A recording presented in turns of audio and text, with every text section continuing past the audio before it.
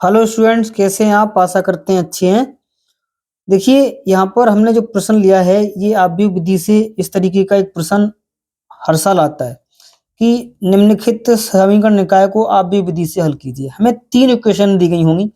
तीनों equation x Y और Z चर में होंगी, है ना। यहाँ पर चर कितने हो गए? तीन हो गए, नहीं, एक्स वाई और जेड। इनका हमें आव्यूह विधि से हल करके मान निकालना पड़ेगा, है ना। तो सबसे पहले हम ये देखते हैं कि इनसे सर आव्यूह किस तरीके का बनेगा, है ना। तो आव्यूह विधि से हल करने के लिए यहाँ हम इसको कैसे लिखते हैं? उपरोक्त समीकरण को हम लिखते हैं, उपरोक्त को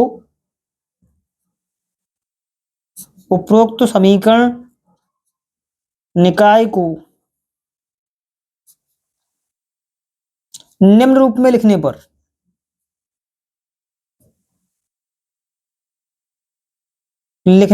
इसको हम इस तरीके से लिख लें। कैसे? कि हम इसको लिख लें ए एक्स बराबर बी। स्टूडेंट, यहां हमने इसको ऐसे तो लिख लिया, लेकिन यहां फिर ये है कौन कौन, ए कैसे बनेगा? तो यहां हम कह सकते हैं कि सर ए बराबर जो होगा एक्स वाई और जेड के गुणांकों से मिलकर बना अवयव ए होगा। मैं क्या बोल रहा हूं? एक्स वाई जेड के गुणांकों से मिलकर बना हुआ अवयव होगा, वो ए ही होगा। यानी टू, यानी एक्स का गुणांक टू, थ्री, थ्री, फिर यहाँ एक्स का गुणांक वन, माइनस टू, वन, फिर यहाँ थ्री, यहाँ माइनस वन, यहाँ माइनस के टू। मतलब सबके गुणांकों से मिलकर ये अवयव बना, इसका नाम क्या हुआ? ए। फिर यहाँ सर बी कौन होगा? बी होगा जो अचर पद है यहाँ, इसके लिए हमने क्या मान लिया? बी। यानी ये हुआ फाइव माइनस फोर और ये थ्री, इससे ये अवयव बन गया, राइट।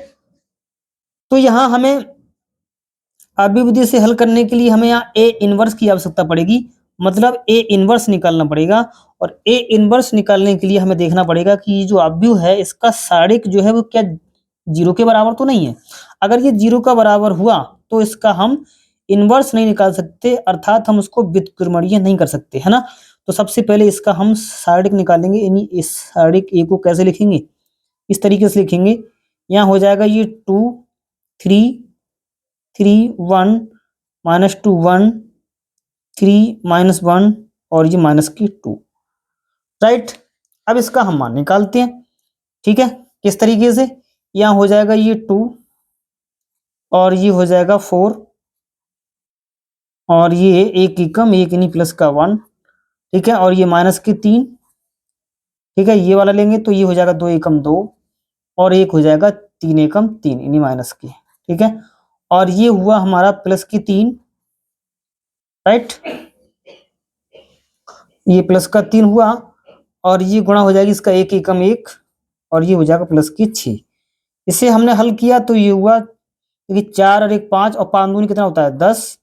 यहाँ देखिए ये तीन और दो कितना होगा? पाँच, और पाँच तिया 15, ये भी प्लस का 15 हुआ। और ये हुआ छः में से गया पाँच, और पाँच तिया 15, ये भी कितना हो गया? ये 15 हुआ, ठीक है। और इसको हमने हल किया तो 15 15 30 और 10 कितना हुआ? 40। This is not equal to zero, मतलब ये जीरो के बराबर नहीं है। अब स्टूडेंट एक बात सुनना यहाँ, क्योंकि सारिक का मान जीरो के बराबर तो नहीं है, इसका मतलब है इसका हम क्या निकाल सकते हैं? इसका हम इनवर्स निकाल सकते हैं। तो यहाँ देखिए स्टूडेंट, यहाँ पर लिखना मत भूलिए, कह सकते हैं कि ए व्युत्क्रमणीय अवयव कैसा है? व्युत्क्रमणीय अवयव है, राइट। ए कैसा है? व्युत्क्रमणीय अवयव है। अर्थात हम कह सकते हैं यहां पर कि ए इनवर्स क्या है? विद्यमान है। देखिए स्टूडेंट, अगर आप एग्जाम में इस तरीके से लिखोगे तो आपके बिल्कुल एक भी नंबर नहीं कटेगा, है ना। एक एक बात को आपको लिखना अवश्य है ना। अब स्टूडेंट हम प्रक्रिया शुरू करेंगे आगे की, है ना। ए इनवर्स निकालने के लिए हमें एडजॉइंट की आवश्यकता पड़ेगी, एडजॉइंट ऑफ ए निकालते हो, है ना। तो अगली जो प्रक्रिया होगी उसके लिए हम एक यहाँ पर आप भी मानेंगे, मान लिया हमने b equal to A11, A12, A13, A21, A22, A23, ठीक। नेक्स्ट होगा A31, A32 और A33, अब इस अपव्यू के लिए हम हल करेंगे आगे की प्रक्रिया, ठीक है। तो सबसे पहले हम निकालते हैं यहां से a11, राइट। तो स्टूडेंट a11 कितना होगा, देखिए a11 निकालेंगे। तो a11 निकालने के लिए हमें देखिए सबसे पहले यहाँ प्लस का चिन्ह होता है, फिर माइनस होता है, फिर प्लस, फिर minus, plus minus, plus minus plus, इस तरीके से हम चलते हैं, है ना। मैं यहाँ पर जो है एक आपको उदाहरण दे रहा हूँ, यानी कुछ हम इस तरीके से अपने ये चिन्ह लगाते हैं 3/3 के लिए, ये plus minus plus minus plus minus, फिर यहाँ प्लस माइनस, फिर क्या होता है प्लस, इस तरीके से हम क्या करते हैं यहाँ पर जो अपने चिन्ह लगाते हैं। तो उसी प्रकार से हम ये चिन्ह यहाँ पर लगाते चलेंगे। देखिए a11 लिखेंगे तो यहाँ सबसे पहले लिखाएंगे हम क्या, प्लस, ठीक है। a11 कितना होगा, प्लस। अब यहाँ देखिए यहाँ पर आ जाइए, a11 निकाल लिया, अब यहाँ प्लस का चिन्ह लिया, इसका मतलब है देखिए फर्स्ट रो, यानी फर्स्ट रो फर्स्ट कॉलम, तो क्या बनेगा 2 2 जा 4 और एक एकम एक, यहाँ से यानी 2 दूनी कितना आएगा, ये आएगा 4 और ये कितना एक एकम, यानी ये प्लस का हो जाएगा, ठीक है। और ये कितना होगा 5, राइट। इसी तरीके से हम निकालेंगे क्या, a12, ठीक है। अब यहाँ प्लस लिया, आप क्या लेंगे हम माइनस, ये माइनस, ठीक है। इसका मतलब है फर्स्ट रो सेकंड कॉलम, यानी फर्स्ट रो सेकंड कॉलम, तो ये हो जाएगा 2 2 जा 4, है ना। यहाँ देखिए फर्स्ट रो, इसे हम छिपाएंगे, ठीक है, इस तरीके से इसे आप छिपाओगे, यानी फर्स्ट रो और सेकंड कॉलम, तो 2 एकम 2, है ना, यानी माइनस के 2 आ जाएगा, ठीक है। और ये होगा 3 एकम 3,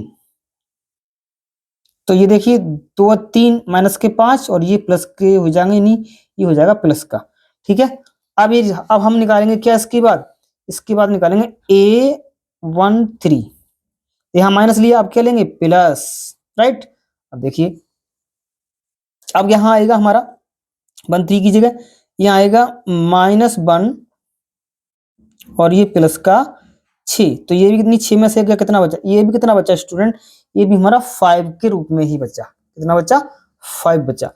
अब हम नेक्स्ट स्टेप में निकालेंगे क्या, नेक्स्ट स्टेप में निकालेंगे हम अब a21, यहाँ प्लस ले लिया, अब क्या लेंगे हम माइनस, ठीक है। तो a21 कितना आएगा, ये आएगा देखिए स्टूडेंट यहाँ पर, यानी ये हो गया यानी सेकंड रो फर्स्ट कॉलम, तो इसकी गुणा हो जाएगी, यानी 3 दूनी 6 और 3 एकम 3, है ना, ये हो जाएगा माइनस का 6 और ये प्लस के 3, तो 6 में से 3 गया, ये 3 माइनस का बचेगा, लेकिन बाहर माइनस के होने के कारण ये प्लस का ही हो जाएगा, नहीं 3 आ जाएगा, ठीक है। फिर a22 आएगा, अब देखिए माइनस का चिन्ह लिया, अब की क्या लेंगे प्लस, राइट। तो इसका मतलब है यहाँ, इसका मतलब सेकंड रो सेकंड कॉलम, यानी सेकंड रो ये छिपेगा, है ना, सेकंड रो और सेकंड कॉलम, तो ये बचेगा 2 3 और 3 -2, इसकी गुणा कर लेंगे, 2 2 जा 4, है ना, 2 दूनी 4 किसके नेगेटिव के, और ये हो जाएगा 3 तिया 9, तो यहाँ हो जाएगा -4 -9 और कुल मिला के आएगा -13, ठीक है। अब हम निकालेंगे क्या a23, अब यहाँ माइनस, अभी आपने प्लस लिया, अब क्या लेंगे माइनस, यहाँ आएगा माइनस, तो यहाँ कितना आएगा, यानी सेकंड रो थर्ड कॉलम, यानी सेकंड रो ये, थर्ड कॉलम ये, तो 2 एकम 2 और 2 तिया, हाँ ये कितना, ये हो जाएगा ये वाला, यानी सेकंड रो ये छिपेगा और ये छिपेगा, तो 2 एकम 2 और ये 3 तिया कितना हो जाएगा 9, यानी हो जाएगा -2 और ये -9, 2 9 11, लेकिन ये प्लस के 11 हो जाएंगे, काहे के प्लस के 11 हुए। तो स्टूडेंट यहाँ तक कोई दिक्कत है ना। अब क्या निकालेंगे हम, अब निकालेंगे हम यहाँ पर निकालेंगे a31, ठीक है, a31 निकालेंगे। तो a31 किस तरीके निकालेंगे, देखिए यहाँ अभी हमने किसका चिन्ह लिया था, ये चिन्ह माइनस का लिया था, तो अब यहाँ चिन्ह किसका आएगा, यहाँ लिया आएगा प्लस का, ठीक है, ब्रैकेट शुरू, ठीक है। तो यहाँ पर 31 का मतलब क्या है, 31 का मतलब है यानी तीसरा रो फर्स्ट कॉलम, है ना, तो ये 3 3 बचेगा माइनस के 2 और वही 1 बचेगा, है ना, तो कितनी गुणा होगी 3 एकम 3 और 3 दूनी 6, यहाँ आएगा कितना, यहाँ आएगा 3 + 6 और ये कितना आएगा 9, ऐसे a32 और ये यहाँ चिन्ह माइनस का, ठीक है, तो 32, अब ये कितना आएगा माइनस, तो यहाँ आएगा नहीं 32 का मतलब क्या है तीसरा रो सेकंड कॉलम, तीसरा रो सेकंड कॉलम, तो 2 एकम 2, 3 एकम 3, यानी 2 एकम 2 और 3 एकम 3। और ये कितना आएगा, 3 में से 2 गया 1 माइनस का, लेकिन बाहर माइनस होने के कारण प्लस का हुआ, राइट। नेक्स्ट स्टेप में 3 3, तीसरा रो तीसरा कॉलम है ना, तीसरा रो कहाँ है, तीसरा रो तीसरा ही कॉलम, यानी ये बचेगा 2 3, यहाँ पर तीसरा रो तीसरा कॉलम है ना, तो ये कितना हुआ 2 3 और 1 माइनस 2, तो 2 जा 4 और 3 कम 3, यानी बचेगा यहाँ पर प्लस का चिन्ह आएगा, और ये माइनस के 4 माइनस के 3, और ये आएगा आपका हल करके माइनस के 7। स्टूडेंट यहाँ तक कोई दिक्कत, ठीक है। अब देखिए नेक्स्ट अब देखिए हमने A113 में A11 निकाल लिया है ना, अब हम यहाँ पर आगे हल करते हैं। देखिए अब हमें जो यहाँ पर हमने B माना था, ये जो B माना था A11 A12 A13 A21, ये सारे के सारे मान यहाँ रखेंगे तो हमें एक आप भी मिलेगा न्यू, यानी V बराबर निकल के आएगा हमारा। देखिए सबसे पहले ये देखिए A11 का मान भी कितना है 5 है, यानी 5, A12 का भी मान 5, 13 का भी मान कितना है 5 है ना। फिर A21 का मान कितना है, ये है 3 माइनस 13 और ये है 11, यानी यहाँ लिखेंगे हम 3 माइनस 13 और फिर क्या है 11, ठीक है। और ये कितना है हमारा, ये अभी निकला का 9 1 और ये माइनस के 7, यानी 9 1 और माइनस के 7, ठीक है। तो इस तरीके से हमारा ये आप भी बना। अब हमें नेक्स्ट स्टेप में क्या निकालना, नेक्स्ट स्टेप में हमें निकालना है, नेक्स्ट स्टेप में स्टूडेंट हमें, अब देखिए यहाँ पर जो भी आप भी हमारा ये बना है वो बना है B, और B हमारा क्या एक न्यू आप भी है, तो इसके लिए हम अगले स्टेप में निकालना है एडजॉइंट ऑफ A, ठीक। अब ये सूत्र होता है हमारा एडजॉइंट ऑफ A बराबर होता है B का ट्रांसपोज, मैं यहाँ लिख दे रहा हूं B का ट्रांसपोज, राइट, ये आप याद रखना, adjoint of A equal to होता है B का ट्रांसपोज। अब B का ट्रांसपोज का मतलब क्या है, यहाँ हम B का ट्रांसपोज कर रहे हैं, मतलब जो आपकी रो हैं उनको आप कॉलम बना दो, रो को कॉलम, यानी 5 5 5, ठीक है। ऐसे ही इसे ये हो जाएगा 3 यहाँ माइनस के 13 और 11 और ये 9 1 और माइनस के 7 है ना। तो ये एडजॉइंट ऑफ A निकल के आया, मतलब इतना याद रखना कि adjoint of A equal to होता है V का ट्रांसपोज, मतलब इस तरीके से आप इसको याद रखना है ना, इसको आप बार बार बोलोगे तो आपको याद हो जाएगा। नेक्स्ट स्टेप में हम क्या निकालेंगे, नेक्स्ट स्टेप में हम निकालेंगे A इनवर्स। A इनवर्स बराबर होता है 1 अपॉन मॉड A, इसको ऐसे बोल दो 1 upon mod A into adjoint of A। मेरी बात समझ में आई, हम इसको कैसे बोलेंगे, A इनवर्स बराबर 1 अपॉन मॉड A, वैसे ही मॉड नहीं होता है, ठीक है, 1 upon mod A adjoint of E। आप इसको याद करने के तरीके से इसे रख सकते हैं, है ना। अब इसका हम सूत्र लगा दें, मतलब ये इक्वेशन रखते हैं हम यहाँ। देखिए अब अभी थोड़ी देर पहले यहाँ पर हमने ये निकाला था सारिक का मान, वो कितना आया था आपका 40 आया था, ये मतलब मॉड A की जगह हम लिख सकते हैं 1/40, और एडजॉइंट ऑफ E अभी हमने देखो ये निकाला है, गरम गरम ये रखा है, तो इसकी जगह ये आ जाएगा कितना 5 3 9 और 5 माइनस के 13 1 और ये 5 11 और ये माइनस के 7, ये भी निकल के आ गया, राइट। यहां तक कोई डाउट नहीं होना चाहिए, सारे के सारे हमने मान निकाल लिए। अब नेक्स्ट स्टेप में निकालते हैं हम x, अब हमारा बिल्कुल फाइनल आंसर आने वाला है, यानी हम लिखते हैं कि x बराबर A इनवर्स इनटू B, ठीक है। यहाँ अब देखिए A इनवर्स तो अभी ये रखा है ना, ये पूरा A इनवर्स ये तो है, इसका कितना मान लिखेंगे 1/40, ठीक है, 5 5 5 3 माइनस के 13 11 9 1 और ये माइनस के 7, ठीक है। अब ये B कौन सा, B हमारा ये वाला B, ठीक है, जो अचर पदों से हमने आप भी बनाया था, ये B ये वाला 5 माइनस 4 3, यहां लिखते हैं 5 माइनस 4 और ये 3, राइट। अब इनकी हम क्या कर लेते हैं इनटू, अब देखिए इस वाली x की जगह जो हमें मान निकालने हैं। यानी जो हमारे चर हैं, ये एक x है, दूसरा y है, तीसरा क्या है z है। तो ये तो हमारा x हो गया इक्वल में। ठीक है, अब इसकी हम क्या कर लें, देखिए 1/40 हमारा ज्यों का त्यों लिखा रहेगा। ठीक है ना, अब इसकी हम मल्टीप्लाई कर लें, देख 5 25, अब 3 की 4 से 3 चौक 12 माइनस के 9 तियां कितना प्लस के 27। ठीक है, अब इसकी सेकंड वाले की करते हैं, 5 25 और 13 चौक 52 प्लस का और 3 एकम 3 प्लस के 3।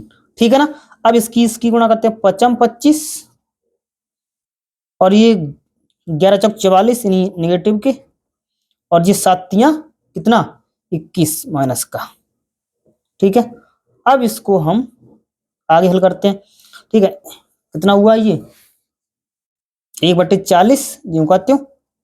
अब इसको हम आपस में ऐड करें, देखिए ये कितना बचा, ये 27 में से 12 गए, कितना बचा 15, और 15 25 कितने हुए, ये हुई हमारे 40।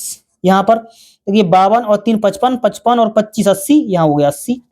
यहाँ देखिए ये हमारे ये कितने 44 और 21, 44 और 21 हुआ 65, 65 में से 25 के, है ना, तो ये बच्चे माइनस के 40। ठीक है, तो ये हुआ।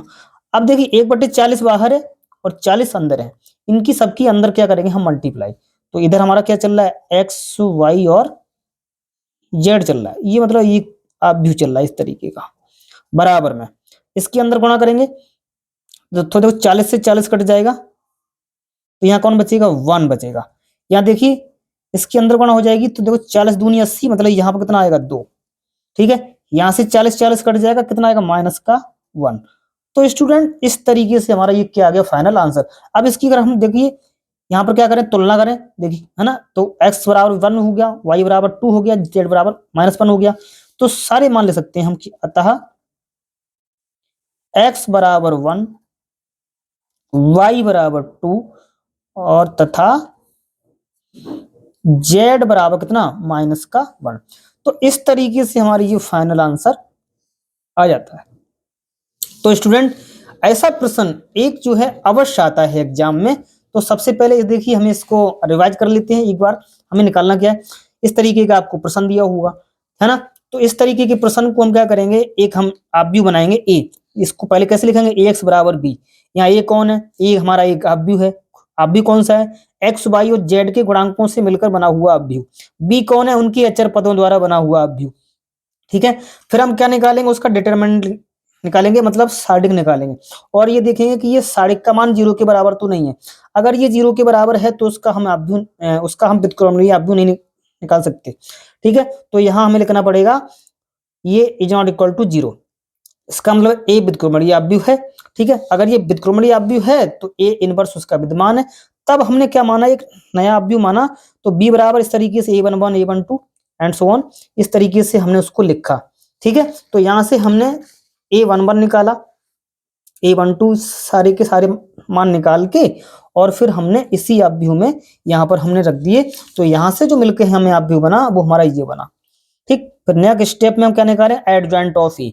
एडजॉइंट ऑफ ए किस तरीके निकलेगा, बी का ट्रांसपोज, मतलब जो अभी हमने आव्यूह निकाला है इसका क्या करना है, ट्रांसपोज करना है, मतलब इसका परिवर्त करना है। ठीक है, मतलब जो रो है उसको कॉलम बना दो, रो को कॉलम बना दो, रो को कॉलम बना दो। ठीक है, फिर नेक्स्ट स्टेप में क्या निकालना है, हमें ए इनवर्स निकालना है।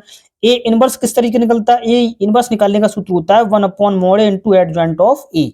इसको बोलते हैं एडजॉइंट ऑफ ए। ठीक है, तो हमने एडजॉइंट ऑफ ए निकाला। ठीक है, फिर नेक्स्ट स्टेप क्या होती है, x बराबर A inverse into B. A inverse का मान निकाला, बी कौन सा, जो हमने अचर पदों द्वारा आव्यूह बनाया था। ठीक है, राइट। तो इस तरीके से अब इसकी हमने क्या कर दिया, आपस में मल्टीप्लाई की। मल्टीप्लाई करके फिर हमको ये एक रो बनाइए, इसको हमने ऐड किया तो ये 40 आया 80, और इसको हमने फिर इससे अंदर क्या कर दिया, गुणा कर दी। तो एंड सो ये हमारा जो फाइनल आंसर आया वो x बराबर 2 x और ये y बराबर 2, सॉरी x बराबर 1 y बराबर 2 और ये हमारा z बराबर -1। तो इस तरीके का प्रश्न आपका एक अवश्य ही आता है। तो इसे आप बहुत ही आसान विधि से हमने यहाँ करा दिया, और सारी स्टेपों को अगर आप जो है फॉलो करते चलेंगे तो आपको बिल्कुल ये रट जाएगा, है ना। तो आप इसे बहुत ही अच्छी तरीके से करें।